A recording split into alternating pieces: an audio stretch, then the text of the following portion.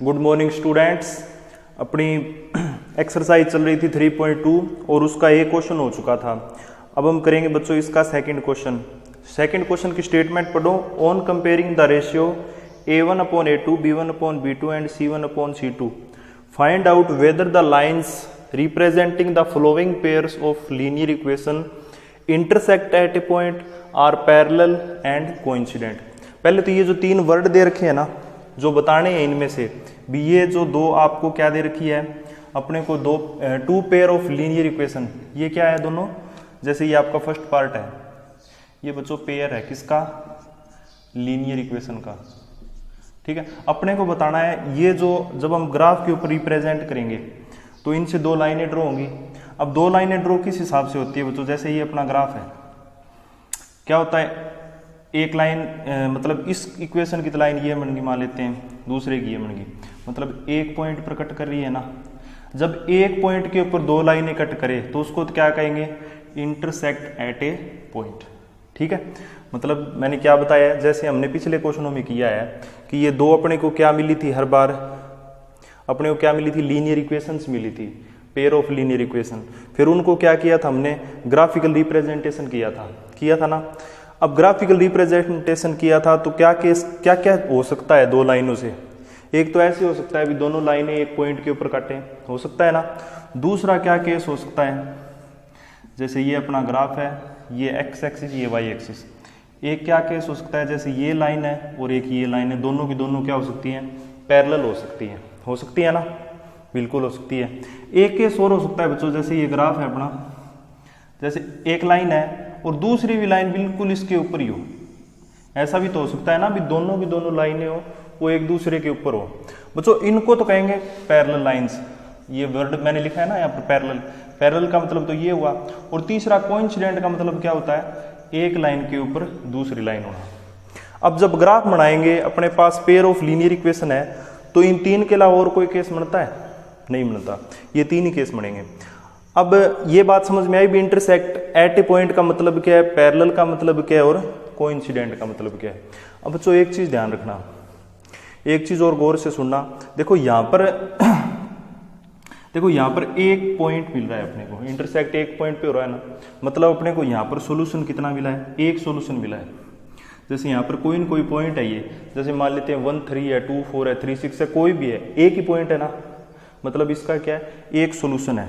तो इसको आप क्या नेम देंगे बच्चों, यूनिक सॉल्यूशन, वन सॉल्यूशन, कुछ ही कह सकते हो, यूनिक सॉल्यूशन। मतलब एक सॉल्यूशन बनता है ना, जब दो लाइनें आपस में काटती है तब क्या बनता है, एक सॉल्यूशन। अब यहाँ पर दोनों की दोनों लाइनें पैरेलल है।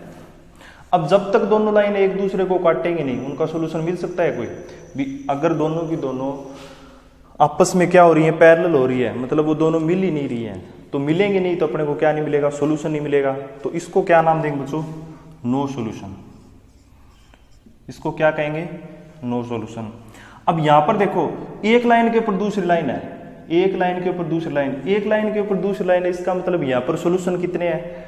अब एक कोई लाइन है, उस लाइन के आप पॉइंट गिन सकते हैं, नहीं गिन सकते, क्योंकि वो पॉइंट इनफाइनाइट होते हैं।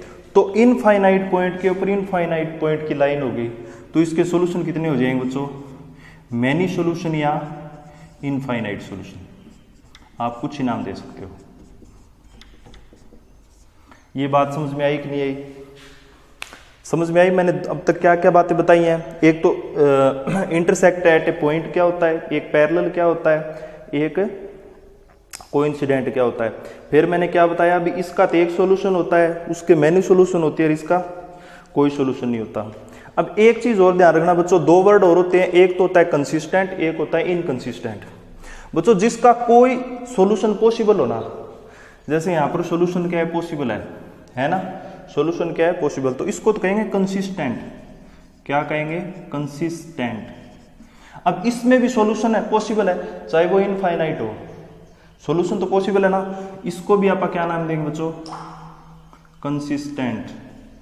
कंसिस्टेंट। अब यहां पर कोई सॉल्यूशन नहीं है, नो सॉल्यूशन है, तो इसको क्या नाम देंगे बच्चों, इनकंसिस्टेंट। क्या नाम देंगे बच्चों इसको, इनकंसिस्टेंट। क्या नेम देंगे इसको बच्चों, इनकंसिस्टेंट। तो ये क्या हो जाएगा आपका, इनकंसिस्टेंट। ये आपको तीन बातें क्लियर हुई कि नहीं हुई? अगर आपको ये तीनों की तीनों बातें क्लियर है, अगर आपको तीनों की तीनों बातें क्लियर है तो बच्चों आपका सेकंड, थर्ड और फोर्थ क्वेश्चन आसानी से हो जाएंगे।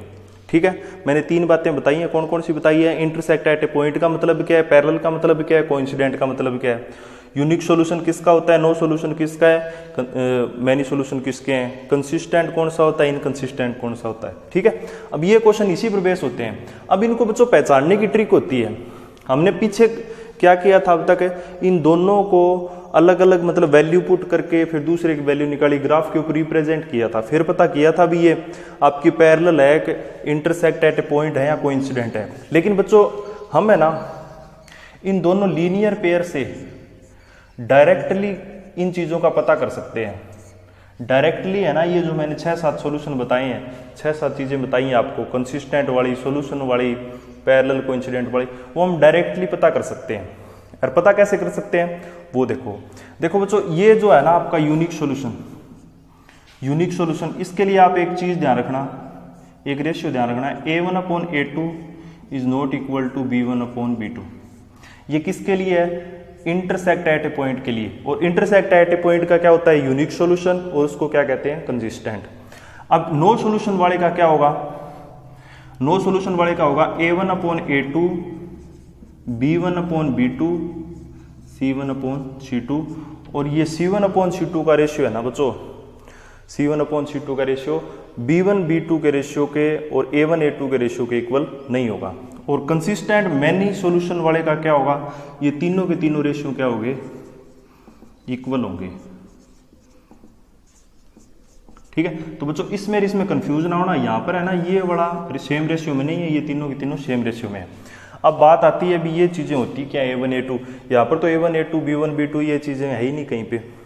तो बच्चों देखो ये होती क्या है बच्चों, सबसे पहले तो ये जो अपा ने क्या बना रखा है, लीनियर इक्वेशन दे रखी है ना, यहाँ से फाइंड आउट करना है भी A1 क्या होता है, A2 क्या होता है, B1/B2 क्या होता है। बच्चों जो अपना वेरिएबल है ना x, कौन सा वेरिएबल? x, इसके आगे जो कोफिशिएंट लगे होते हैं, इनके आगे क्या लगे होते हैं? कोफिशिएंट, उनको नेम देते हैं बच्चों A1/A2। जो ऊपर वाली लाइन है उसके कोफिशिएंट को तो क्या नाम देंगे? A1, और नीचे वाले के क्या नाम देंगे? A2। जो y है, y के आगे भी कोई न कोई कोफिशिएंट है, जैसे y के आगे 4, -4 और 6 है, तो उनके कोफिशिएंट को क्या नाम देंगे बच्चों? इनको नेम देंगे B1 और B2। ठीक है, और बच्चों ये जो कांस्टेंट होते हैं, जो अकेले नंबर पड़े हैं, जैसे +8 -9, इनको बच्चों क्या कहते हैं हम? C1 C2। अब A1/A2 B1/B2 C1 C2 समझ में आया कि नहीं आया? अब बच्चों एक चीज देखना आप, ये किस फॉर्म में बनेगी? ये जो दोनों की दोनों आपकी लीनियर पेयर हैं, जो आपकी लीनियर इक्वेशंस हैं पेयर के अंदर, ये किस फॉर्म में बनेगी? जैसे आप इसको एक बार बोलो, अपने को नॉर्मली अगर कोई लाइन लिखनी है, नॉर्मली कोई लीनियर इक्वेशन लिखनी है तो कैसे लिखेंगे? A1x, ठीक है, A1x plus B1x plus C1 is equal to 0, ऐसे लिखेंगे। फिर दूसरी को क्या लिखेंगे? A2x plus B2x plus C2 is equal to 0। ठीक है, ऐसे लिखेंगे। अब बच्चों इसको और इसको आप कंपेयर करो तो A1/A2 क्या मिलेगा अपने को? अब पहले यही क्वेश्चन कर लेते हैं। ठीक है, आपको ये कोफिशिएंट वाला कंसेप्ट समझ में आ गया होगा। इसको मैं रफ कर रहा हूं, इसको बाद में लिख देंगे दोबारा, ठीक है, जरूरत पड़ेगी तब। देखो A1/A2 क्या होगा? जैसे x के आगे वाले दोनों कोफिशिएंट होते हैं, ये क्या होते हैं? A1/A2। तो A1/A2 क्या हो जाएगा? पहले इसका देखते हैं भी, ये इंटरसेक्ट एट ए पॉइंट है, पैरेलल है या कोइंसिडेंट है, ये सारी चीजें देख लेंगे साथ के साथ। बच्चों यहाँ पर A1/A2 क्या हो जाएगा? 5/7 हो जाएगा। B1/B2 क्या हो जाएगा? B1/B2 -4 प्लस का 6। C1/C2 कितना हो जाएगा बच्चों? प्लस का 8 और माइनस का 9 हो जाएगा ना। अब आप ये बताओ मेरे को, इनका रेशियो सेम है किसी का? देखो ये रेशियो अलग है, ये रेशियो अलग है, ये किसी को काट के सेम आता है रेशियो? नहीं आता। इसका मतलब क्या हुआ? देखो पहले दो को चेक करो शुरुआत के अंदर, तो A1/A2 B1/B2 क्या इनका रेशियो सेम आया अपने पास? नहीं आया। तो रेशियो सेम नहीं आया।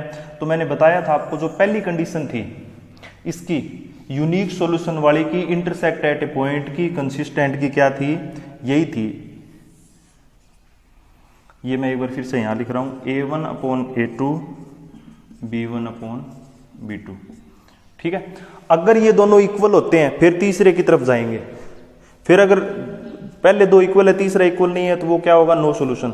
अगर तीनों की तीनों इक्वल है तो रेशियो फिर वो क्या होगा, इनफाइनाइट सॉल्यूशन। समझ में आई बात। तो बच्चों अगर ये रेशियो मिला है अपने को तो आप क्या कह सकते हैं उसको, आप कह सकते हैं बच्चों ये कौन सा है, इंटरसेक्ट एट ए पॉइंट। इसका मतलब क्या है, इंटरसेक्ट एट ए पॉइंट। अगर इंटरसेक्ट एट ए पॉइंट है तो उसका सॉल्यूशन क्या होगा, यूनिक।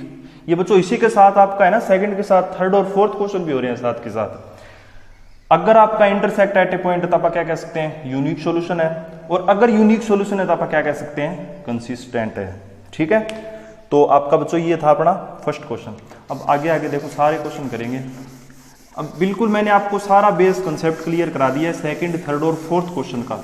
अब बिल्कुल आसानी से कर लोगे आप, एक दो क्वेश्चन कराऊंगा ना तो आपको कोई दिक्कत नहीं आएगी। जैसे बच्चों वो दे रखा है सेकंड पार्ट, देखो उसमें क्या दिया है, 9x + 3y + 12 = 0 और 18x + 6y + 24 = 0। अब A1 A2 कितना है बच्चों, 9/18। B1 B2 कितना है, 3/6। C1 C2 कितना है, 12/24। अब बच्चों इनको कैंसिल करो, ये 1/2 हो जाएगा, ये 1/2, ये भी 1/2 हो जाएगा। ये तीनों की तीनों रेशियो क्या है, सेम। और तीनों की तीनों सेम रेशियो कहाँ पे होते हैं, इसके अंदर होते हैं। और ये कौन सी होती है बच्चों, कंसिस्टेंट। कौन सी होती है, सॉरी कंसिस्टेंट नहीं, कोइंसिडेंट। अगर एक लाइन ये किसका होता है बच्चों, कोइंसिडेंट का, सॉरी कोइंसिडेंट का होता है। और कोइंसिडेंट हो तो उसको क्या कहते हैं हम, मेनी सॉल्यूशन या इनफाइनाइट सॉल्यूशन। और अगर इनफाइनाइट सॉल्यूशन पॉसिबल है तो उसको क्या कहेंगे आप, कंसिस्टेंट कहेंगे। मतलब सिर्फ इतनी चीज से, सिर्फ रेशियो, इन तीन रेशियो की मदद से हम तीनों चीजों का पता कर सकते हैं। पहला तो ये पता चल जाएगा भी इंटरसेक्ट एट ए पॉइंट है, फिर पैरेलल वाला, फिर कोइंसिडेंट वाला। ठीक है, फिर उनका पता चलने के बाद सॉल्यूशन का पता चल जाएगा भी एक होगा, इनफाइनाइट होगा कि नहीं। फिर उसी से पता चल जाएगा भी कंसिस्टेंट होगा, इनकंसिस्टेंट होगा या कंसिस्टेंट होगा। ठीक है, तो बच्चों इस प्रकार से ये था सेकंड पार्ट। अब थर्ड पार्ट, और देखो आसान सा ही है बिल्कुल ही, ऐसे ही करने हैं सारे सारे। 6x - 3y + 10 = 0। और सेकंड है बच्चों 2x - y + 9 = 0। अब इनका देखो A1 A2 तो क्या हो जाएगा, ये B1/B2। अगर कोई कोफिशिएंट नहीं है तो आप 1 मानेंगे और माइनस का साइन है, और 10/9। माइनस से माइनस कैंसिल, इनको कैंसिल करेंगे तो 3/1 3/1 10/9। मतलब A1 A2 B1 B2 इनका रेशियो सेम है, लेकिन C1/C2 का रेशियो सेम नहीं है। इसका मतलब ये वाली कंडीशन फुलफिल हो रही है। और ये वाली कंडीशन किसकी होती है, पैरेलल लाइंस वाली। पैरेलल लाइंस वाली है, पैरेलल लाइन होती है तो सॉल्यूशन नहीं होता, और सॉल्यूशन नहीं होता तो वो लाइनें क्या होती है, इनकंसिस्टेंट। ठीक है बच्चों, तो ये आपका सेकंड क्वेश्चन कंप्लीट। अगले क्वेश्चन करेंगे नेक्स्ट वीडियो में। Thank you.